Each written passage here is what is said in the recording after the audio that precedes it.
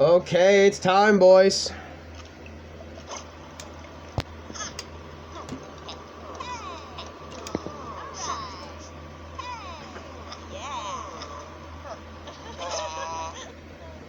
Time to skip. Let's do this. Second date. Damn it, Craig! I'm trying to hang out with Brian.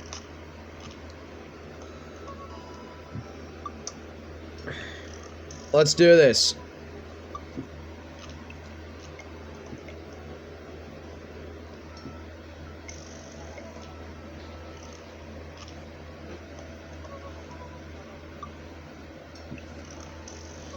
Oh boy, am I gonna have a day with this. Hey, Diz and I are out going fishing tomorrow.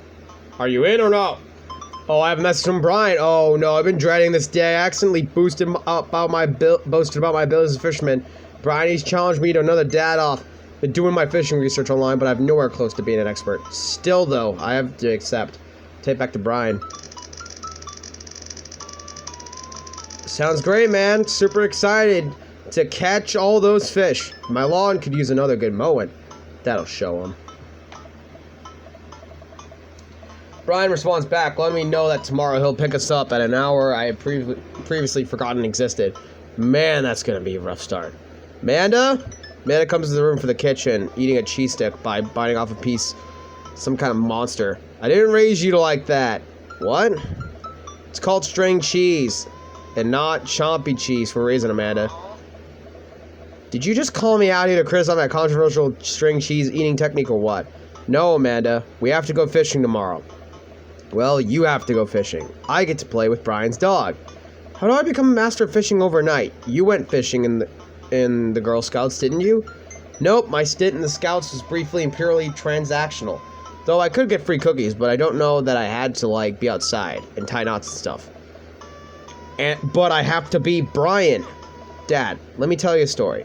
Do you remember the last summer I applied for the job at the coffee shop across town? Give me a refresher. During the interview, they asked me if I wanted to work in a special machine. And I really wanted the job, so I lied and said yes. And the first morning, there was a line out of the door at the halfway hours. This really burned my head, and they told me to go home and never come back. Still have a scar from that. Of course I remember. What does that have to do with fishing? The burn is a metaphor, Dad. I don't get it. You can lead a horse to water. What do horses have to do with fish and burns? Dad, please, I don't get your obsession with competing against Brian. You won't understand. It's a dad thing. Please try explaining everything to me. Okay, Brian's he just thinks that he's so much better than me, and he purposely reminds me of that whenever he can. It's like he has to one-up me. I have to beat him at his own game. Is that what you think is happening here? No, Amanda. Okay, good. I know that's what's happening. Alright, Pops. We should both be getting some sleep. See you in the morning? Night, man, Panda. Brush my teeth, throw on some pajamas, climb into bed, set my alarm, and close my eyes. Okay. Sleep.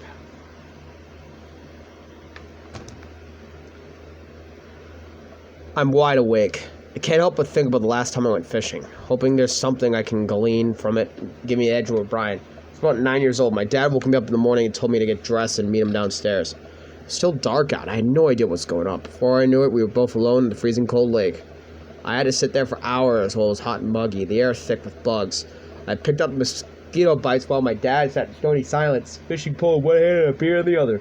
We didn't catch anything. The long drive home, my father bought me a pack of cigarettes and didn't say anything. That didn't help, and I think I have some repressed sadness about my father.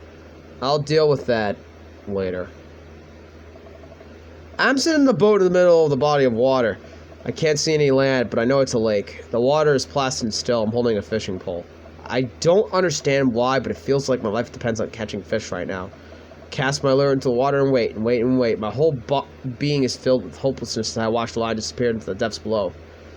You used the wrong lure. I look up and see my father, just as he looked up in the cold morning, disapproving. I'm panicking now, but I pull the lure and try to grab a different one. But all the lures are tackle boxes, the exact same. I look at my father for guidance, but he's gone. Tried casting again, and I couldn't hold my footing. My boat tips over and I fall into the water, sinking further and further. I see multitudes of fish that have been lying just below the surface, all swimming around me as they taunt me.